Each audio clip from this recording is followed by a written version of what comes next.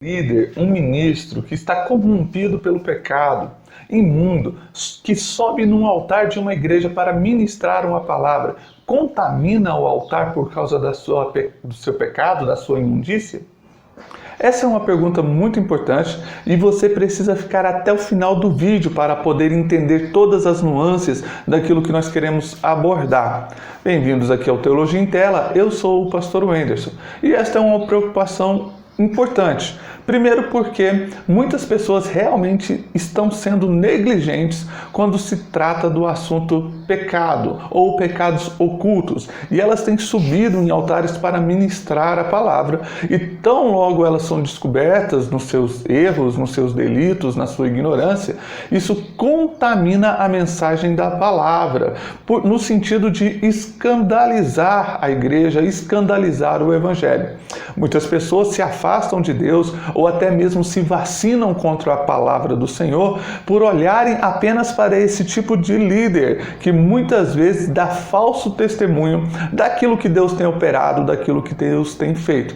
Mas a pergunta aqui não é essa, porque uma coisa é desonrar a palavra e até mesmo causar escândalo para com a palavra, mesmo porque o próprio Jesus diz que os escândalos são inevitáveis, eles vão acontecer de um jeito ou de outro, porém, ai daqueles por quem os escândalos vêm.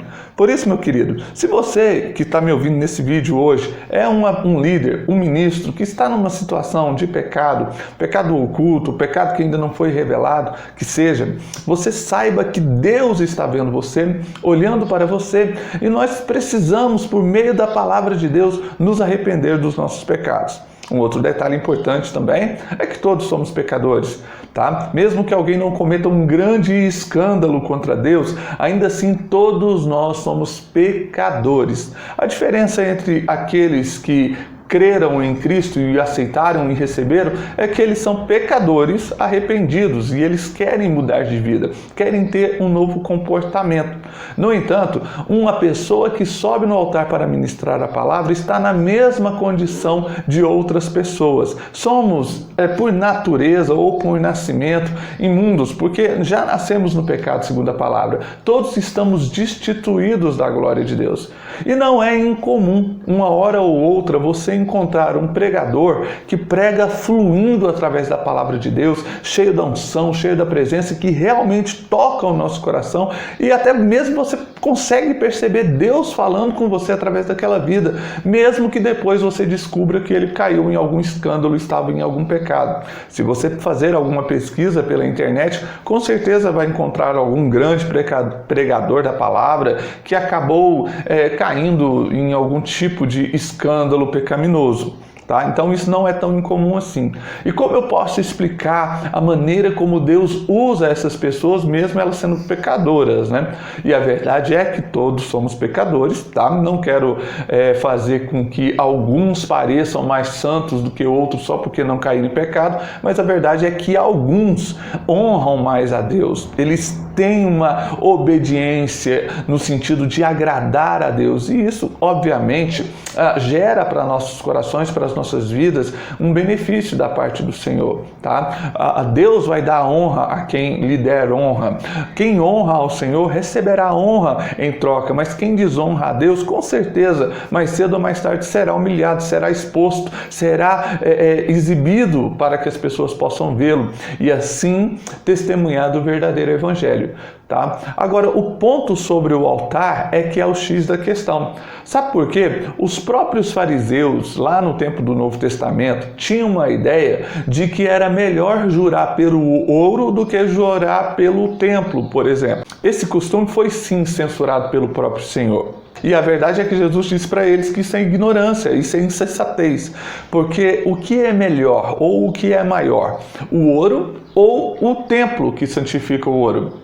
A mesma coisa com relação à oferta e ao altar. Os judeus acreditavam que jurar pelo altar não significava nada, mas jurar pela oferta no altar significava alguma coisa. E Jesus, mais uma vez, vem censurar o que é maior, a oferta ou o altar que santifica a oferta. Pegando esse princípio, eu entendo que o altar é o que santifica aquilo que está errado, é o que limpa o que está sujo. Tá? Pega um exemplo aí de um sabão, de um sabonete que vai lavar uma sujeira, certo? O que vai acontecer? É a sujeira que vai lavar o sabão ou é o sabão que vai lavar a sujeira? Tá? E não adianta argumentar com relação ao tamanho do pecado ou o tamanho do sabão, porque aqui nós estamos falando do sangue de Jesus, que é maior, que é mais poderoso e que limpa mais do que qualquer tipo de pecado ou sujeira que alguém tenha cometido. Não existe uma situação de impureza na qual Deus não possa trabalhar. Obviamente que existe aquele pecado imperdoável, que é assunto para outro vídeo, né? O pecado da blasfêmia, que é um pecado que é como se eu estivesse te dizendo para você, não me limpe. E aí, nesse caso, o que nós precisamos entender é que Deus é poderoso para realmente nos lavar. Tá? Se eu anulo o sangue de Jesus e se eu digo que aquilo que Deus está fazendo não é obra de Deus, é obra do Satanás, por exemplo, eu blasfemei, então é como se eu nunca viesse a pegar o sabão para me limpar. Entende esse o ponto? Então ele não vai receber perdão justamente porque anulou a única forma na qual ele poderia ser perdoado. No entanto, o comum, o normal, o natural é que a coisa limpa, né? O sabão, por exemplo, ele limpe aquilo que está sujo. É que a luz, quando é acesa, ela dissipa as trevas. Não é as trevas que engolem a luz, tá? É a luz que ilumina as trevas.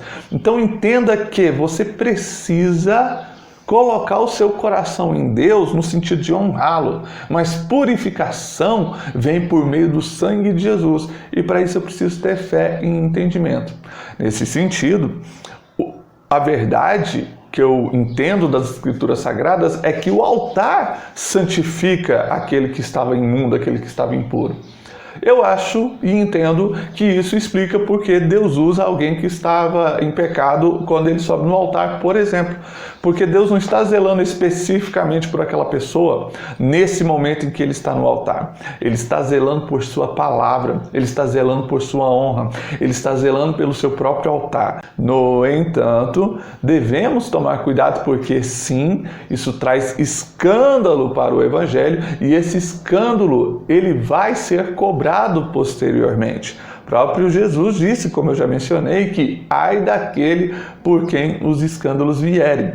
Cedo ou tarde, esse assunto vai ser revelado, vai vir à tona. E aí o problema vai ser lidar com o próprio Deus. Tá? Então não entenda mal, não estou dizendo que a pessoa deixou de ser pecadora porque subiu no altar, eu estou dizendo que ela foi simplesmente um instrumento nas mãos do Senhor e que Deus honra a palavra dele acima de qualquer outra coisa. Tá? Deus ele honra a palavra, tá? Se ele falou, está falado, por assim dizer. Todas as promessas têm dele o sim e por ele também o amém. É assim que nos diz o apóstolo Paulo em Coríntios. Então, creia que Deus pode realmente te usar. No entanto, se prepare para esse momento. Sabe, se dedique a esse momento, porque não adianta você estar vazio de Deus e tentar subir no altar de Deus para receber santificação ou purificação do coração, porque senão você não será purificado. Deus está, por meio da sua graça e da sua unção, purificando a palavra, a mensagem, para que os ouvintes, através dela, possam ser edificados. Olha, existe um texto na Bíblia também que é muito preocupante, que diz que muitos naquele dia chegarão diante de Jesus e dirão: Senhor, Senhor, eu fiz tudo isso para o Senhor, eu expulsei demônios, eu jejuei, eu preguei a palavra, eu ministrei, eu fui pastor, eu fui apóstolo, eu fui ministro do Evangelho, eu fui evangelista, eu fui isso, foi aquilo. E Jesus vai falar: apartai-vos de mim, porque eu nunca vos conheci. Sabe por quê? Porque nunca honraram a Jesus. Quiseram os méritos, quiseram receber os aplausos pelo trabalho que eles estavam fazendo, mas realmente nunca honraram a Deus. Pregaram, mas não praticaram o que estavam pregando. Falaram, mas não fizeram aquilo que estava sendo falado. Isso é muito sério, muito importante que nós possamos ter esse entendimento e a partir daí ministrarmos uma palavra, não só para os outros, mas também para nós mesmos. Se arrependa dos seus pecados e suba no altar como alguém que está ali já procurando a santificação. Um outro detalhe muito importante que eu particularmente vejo é que o altar não é físico. Tá? A plataforma é física, a plataforma da igreja, o púlpito é físico, mas o altar é espiritual, o altar é sagrado. Desde que Jesus morreu na cruz e nos abriu um livre acesso à presença de Deus, nós temos um altar no qual nós podemos nos inclinar, no qual nós podemos estar para buscar o Senhor. Esse altar ele é metafísico, ele é espiritual, ele é sobrenatural. Não podemos vê-lo com um olho carnal. O altar é um momento onde eu falo assim, peraí, deixa eu entrar na presença de Deus para falar com Ele. No altar você pede perdão por seus pecados, no altar você fala da palavra, no altar você fala com Deus, no altar você fala de Deus com as pessoas, tá? Então não é um espaço físico. Não adianta eu falar assim, então eu quero ser purificado, vou subir no altar para ser purificado. Ali é apenas a representação. E de fato é muito importante, a plataforma da igreja não é um local para qualquer um, tá? Não é um local para qualquer um, é um local para pessoas que honram o altar espiritual. É um local onde as pessoas que estão ali precisam entender o valor de se honrar a Deus e de se honrar as coisas espirituais que existem. Faça isso. Coloque agora dentro do seu coração o desejo, aleluia, de obedecer a Deus e honrá-lo com todo o seu entendimento, com toda a sua fé, e Ele vai te honrar de volta.